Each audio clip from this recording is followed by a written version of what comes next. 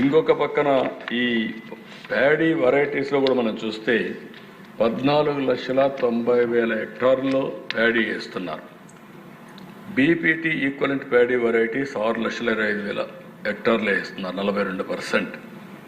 ఇంకొక పక్క స్వర్ణ equivalent procurement of paddy వెరైటీస్ని 8,35,000 హెక్టార్లు వేస్తున్నారు, 56%. ఎక్స్పోర్ట్ ప్యాడీ వెరైటీ ఓన్లీ 30,000 హెక్టార్స్లో వేస్తున్నారు, అంటే ఓన్లీ 2%. మనం మొన్నటి వరకు ఈరోజు ఒకసారి చూస్తే పిల్లలకు కూడా సరి అయిన రైస్ ఇవ్వలేకపోయాం. ఫస్ట్ టైం ఈరోజు క్వాలిటీ రైస్ ఇస్తున్నాం, సూపర్ ఫైన్ ఇస్తున్నాం. ఎంత హ్యాపీగా పిల్లలు ఫీల్ అవుతున్నారంటే రైస్ ఇచ్చిన తర్వాత. అంటే పేరెంట్స్ పిల్లలు అంత మునుపు మధ్యాహ్న భోజనం చేసేవాళ్ళు కాదు, అలాంటిది ఈరోజు హ్యాపీగా ఆనందంగా మధ్యాహ్న భోజనం చేస్తున్నారంటే అది వినియోగదారుడి యొక్క టేస్ట్ అన్నమాట. దానికి అనుగుణంగా మనం పండించాల్సిన అవసరం ఉంది. అగ్రికల్చర్ డిపార్ట్మెంట్ పదే చెప్తున్నాం, మన వాళ్ళు కూడా వర్కౌట్ చేస్తున్నారు. దీన్ని మార్చి ఈసారి మీరు ఒకసారి చూస్తే పంటలు కూడా ఎట్టొస్తాయంటే, నేను సోమశలకు నీళ్లు తీసుకుపోవాలి, కందలేరుకి నీళ్లు తీసుకుపోవాలి నేను ఆలోచిస్తున్నా. వాళ్ళు రెండో పంట ఒకే పంట వేసేవాళ్ళు. నెల్లూరు ఎప్పుడూ ఒకటే పంట, అది లేట్ ఖరీఫ్ అర్లీ రబీ, రెండు కలిపి ఒకటే పంట. ఈసారి 2 పంటలు వేసారు. 2 పంటలు వేసి ఇప్పుడు కొనాలంటే ఏం చేయాలని కూడా ప్యాడీ ప్రొక్యూర్మెంట్ కూడా ఒక సమస్య అయ్యే పరిస్థితి వస్తుంది. అందులో వెరైటీస్ కూడా మార్చేసే. ఒకప్పుడు నెల్లూరు మొలగొలకలు అంటే famous variety for the country, అక్కడి నుంచే మొత్తం దేశమంతా తీసుకునేవాళ్ళు. ఇప్పుడు అందరూ కూడా ఇంకా రాబోయే రోజుల్లో ఇవన్నీ కూడా లిక్కర్ మ్యానుఫ్యాక్చరింగ్ పంపించి ఆల్కహాల్ పంపించాల్సి వస్తుంది. ఆ పరిస్థితి అది ఒకటే మార్గం కనపడుస్తూ ఉంది. ఇక్కడ అన్నిటికీ ఇవన్నీ ఉపయోగపడలేని పరిస్థితి వస్తున్నాయి. ఈ విషయం మనం గుర్తుపెట్టుకోవాల్సిన అవసరం ఉంది. తెలుగుదేశం ఎన్డీఏ ప్రభుత్వం చెప్పినట్టు మేమందరం కూడా హామీ ఇచ్చాం. నేను మిత్రుడు పవన్ కళ్యాణ్ గారు హామీ ఇచ్చినట్టు super 6లో భాగమైనటువంటి Annadata Sukhibhava PM Kisan scheme మొదటి విడత 7,000 రూపాయలు మొన్ననే రైతుల అకౌంట్లో వేసాం. That is our commitment. భవిష్యత్తులో కూడా ఇంకొక 13,000 కోట్ల రూపాయలు, 13,000 ఇటు రాష్ట్ర ప్రభుత్వం కేంద్ర ప్రభుత్వం వాళ్ళ అకౌంట్లో జమ చేస్తాం. 3,174 కోట్ల రూపాయలు మొన్నే వాళ్ళ అకౌంట్లో వేసాం. ఇక్కడికి వచ్చినప్పుడు వాటర్ మేనేజ్మెంట్ నేను చెప్పాను, చాలా వరకు సమర్థవంతంగా చేస్తున్నాం. 12 దగ్గర మీరు ఇంత ముందే చూపించాను. 11 లక్షల ఎకరాల్లో మైక్రో ఇరిగేషన్ ఉంది. ఇరిగేషన్లో అన్ని మేజర్ మీడియం ఇరిగేషన్లో 93% వాటర్ ఉంది. మొన్న నేను ఎక్స్ప్లెయిన్ చేశాను. కాబట్టి అల్టిమేట్గా నా ఎయిమ్ ఒకటే, నదుల అనుసంధానం, డ్రౌట్ ప్రూఫ్ స్టేట్. ఈ 2 చేయగలిగితే అక్కడి నుంచి మిగిలిన ఏం చేయాలో మనం వర్కౌట్ చేస్తాం. ఫార్మ్ మెకనైజేషన్ ఇక్కడికి వచ్చినప్పుడు అగ్రిటెక్ ఎక్కువ ప్రాధాన్యత ఇస్తున్నాం.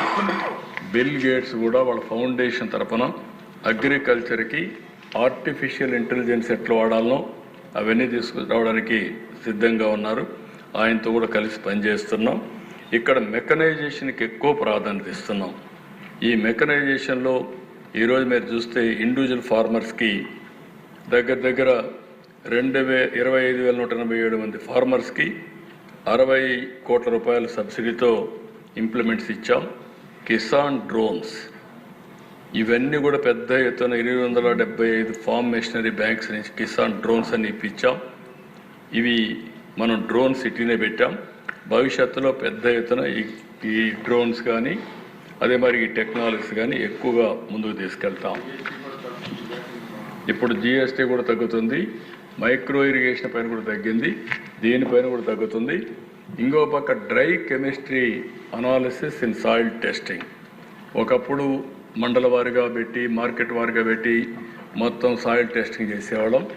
ఇప్పుడు కొత్తగా ఒక టెక్నాలజీ మీరు చూస్తే సెటిలైట్ ద్వారా over a period of time information తెప్పించుకుని mid infrared MIR spectroscopy is used in analysis of soil samples. అంటే మాస్గా ప్రతి ఒక్క పొలానికి పోయే పని లేకుండా భవిష్యత్తులో సెటిలైట్ డేటా ఉపయోగించుకొని సాయిల్ టెస్టింగ్ చేసి దానిపైన మైక్రో న్యూట్రియంట్స్ బ్యాలెన్స్ చేసే పరిస్థితి వస్తుంది, అది కూడా ఉపయోగిస్తాం.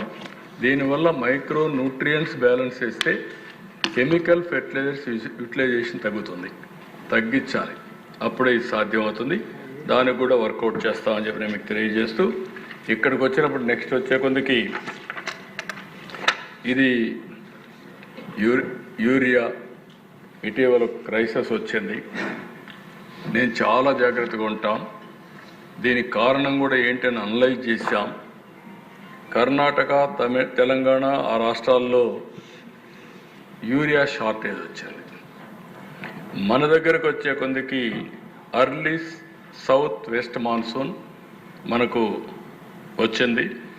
రిజర్వాయర్స్ అన్నింటిలో నీళ్లు వచ్చాయి. ఈసారి నీళ్లు కూడా సేవ్ చేద్దామని ముందుగానే స్టార్ట్ చేశాం.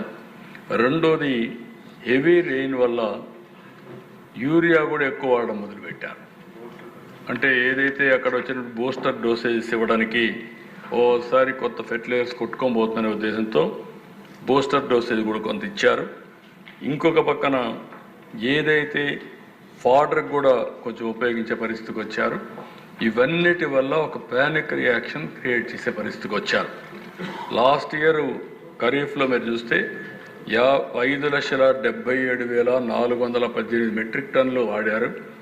ఈ సంవత్సరం మీరు చూస్తే 5,77,418. ఈసారి 7,01,167 మెట్రిక్ టన్నులు, అంటే 21% ఎక్కువ వాడారు. 21% ఎక్కువ వాడినా, అందుబాటులో కూడా పెట్టినా, ఈరోజు పై స్లైడ్లో మీరు చూస్తే ఖరీఫ్ 25 అలాట్మెంట్ 16,76,000 మెట్రిక్ టన్నులు. Balance as on 1/4/25 7,14,000. రిసిప్ట్ 15,31,000. రెండు కలిపితే 22,45,000. సేల్స్ 16,91,000. ప్రజెంట్ అవైలబిలిటీ 5,54,000 ఉంది. ఎక్కడ కూడా ఎరువుల అక్కడక్కడ ఒక షాప్లో కొంచెం ప్రాబ్లం రావడం, కొంతమంది ప్యానిక్తో ముందే కొనుక్కోవడం, కొంతమంది నెక్స్ట్ ఇయర్ కూడా రబీకి కూడా కావాల్సిన ముందే కొనేయడం, ఇవన్నీ చేశారు. దీనివల్ల కొన్ని ఇబ్బందులు వచ్చాయి. ఇంకొక స్లైడ్లో మీరు చూస్తే ఒక ఐడియా వస్తుంది. ప్రజలు కూడా చూడాల్సిన అవసరం ఉంది, రైతులు కూడా చూడాల్సిన అవసరం ఉంది. ఇక్కడ రికమెండెడ్ డోసేజ్ కేజీ ప్యాడీకి 120 వాడాలి. N 120, P వచ్చి 80, K వచ్చి 40. మన వాళ్ళు వాడేది 161 N వాడుతున్నారు. 80కి 36 వాడుతున్నారు P పొటాషియం. K వాడేది 40కి 25 వాడుతున్నారు. యూరియా ఎక్కువ వాడుతున్నారు. కడవన్నీ తగ్గించేసే పరిస్థితికి వచ్చారు. మెయిజ్కు 280, 80 వాడాల్సి వస్తే 389, 61, 25 వాడుతున్నారు. కాటన్కి 150, 60 వాడాల్సి వస్తే 208, 36, 62. చిల్లీస్కి 300, 60, 120 వాడాలంటే 535 డబల్ వాడుతున్నారు.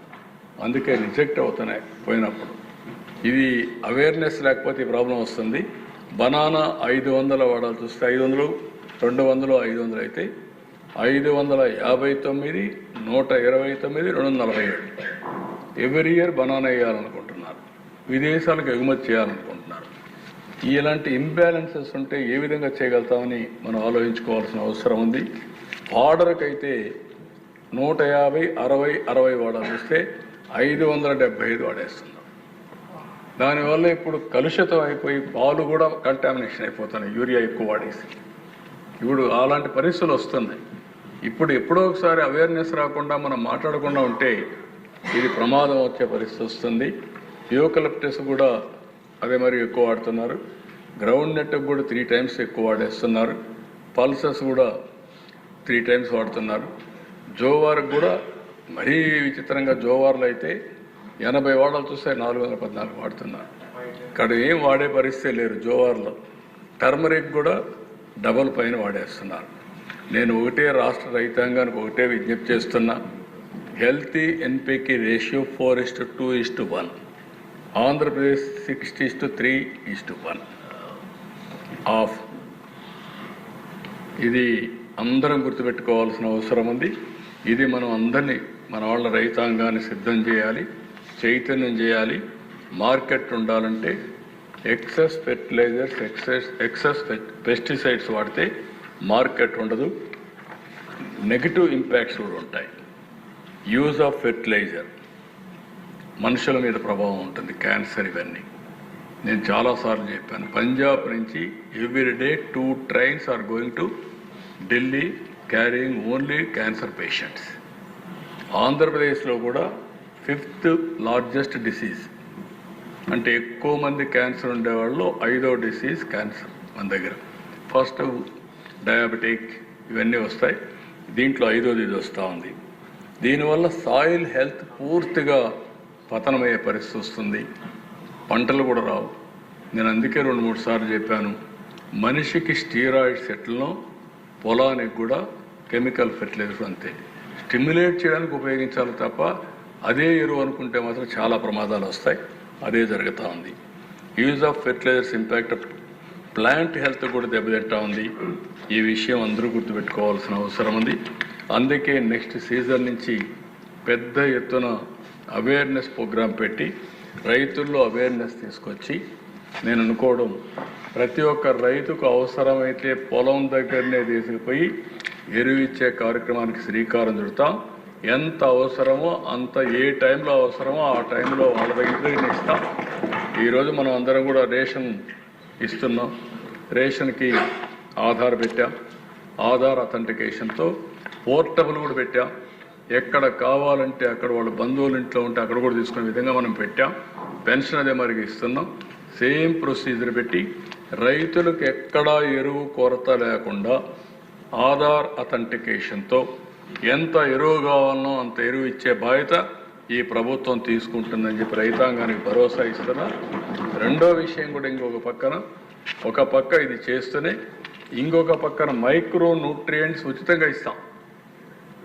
సాయిల్ని ఫెర్టిలైజ్ చేయడానికి మైక్రో న్యూట్రియంట్స్ ఏవైనా డెఫిషియన్సీ టెస్టింగ్ కూడా ఉచితంగా చేపిస్తాం. ఉచితంగా టెస్ట్ చేసి, సాయిల్ టెస్టింగ్ చేసి మైక్రో న్యూట్రియంట్స్ ఇచ్చి తద్వారా కెమికల్ ఫెర్టిలైజర్స్ని తగ్గించే కార్యక్రమానికి శ్రీకారం చుడతామని చెప్పి కూడా నేను మీకు తెలియజేస్తూ, ఇంకొక పక్క పిఎం ప్రణామ్ ఒక ప్రోగ్రాం ఉంది. దీంట్లో 3 సంవత్సరాల ఆవరేజ్లో ఫెర్టిలైజర్స్ యూటిలైజేషన్ తగ్గిస్తే ఆ డబ్బులు రాష్ట్ర ప్రభుత్వానికి ఇస్తామని చెప్పి గవర్నమెంట్ ఆఫ్ ఇండియా ఒక నిర్ణయం చేశారు.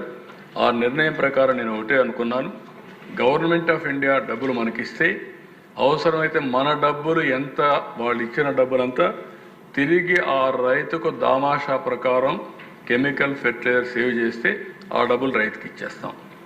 రఫ్గా వాళ్ళు చెప్పింది ఒక బస్తాకి 800 రూపాయలు అన్నారు. ఆ 800 రూపాయలు రైతుకి ఇచ్చేదానికి సిద్ధపడతాం. తద్వారా కెమికల్ ఫెర్టిలైజర్స్ తగ్గించడం కోసం ముందుకు పోతాం. ఇంకొక పక్కన సర్టిఫికేషన్ అండ్ ట్రేసబిలిటీ, అగ్రికల్చర్ మొత్తానికి 3 విధాలుగా చేస్తున్నారు. National Programme for Organic Production certification process ఒకటి, ఇంకొక పక్క PGS India participatory guarantee system certification process, మూడోది GAP India good agriculture practices group mode through FPO individual mode certification process. ఈ 3 ద్వారా చేసి దీన్ని ట్రేసబిలిటీ కూడా వెళ్తున్నారు. ఇది కూడా రాష్ట్రం మొత్తం దీన్ని పాపులర్ చేసి దీన్ని కూడా ముందుకు తీసుకుపోతామని చెప్పి నేను మీకు తెలియజేస్తున్నాను. నెక్స్ట్, ఈరోజు ఇక్కడ మార్కెట్ ఇంటర్వెన్షన్. ఈ ప్రభుత్వం బాధ్యత కలిగిన ప్రభుత్వం. ఈరోజు మీరు చూస్తే చిల్లీ మార్కెట్ దీంట్లో ఇబ్బంది వస్తే ఇమీడియట్గా స్టెబిలైజ్ చేసాం. దానివల్ల కొంతవరకు స్టెబిలైజ్ అయ్యింది. అక్కడ కూడా ఇండివిజువల్గా రికార్డులు లేవు. రికార్డులు ఉంటే వాళ్ళకి హెల్ప్ చేయాలనుకున్నాం. ఇండివిజువల్ రికార్డ్స్ లేని దానివల్ల వేరే రాష్ట్రాల నుంచి కూడా వచ్చారు, అందువల్ల కొన్ని ఇబ్బందులు వచ్చాయి. ఇంకో పక్క ఆనియన్ ఫస్ట్ టైం చరిత్రలో 1 హెక్టార్కి 50,000 రూపాయలు నష్టపరిహారం ఇస్తున్నాం. రేట్లు పడిపోయాను, ఇంతవరకు ఎప్పుడు లేదు. ఎప్పుడన్నా ఫ్లడ్ వచ్చి వరదలు వచ్చి మొత్తం కొట్టుకోకపోతే ఇచ్చేది హెక్టార్కి 25,000.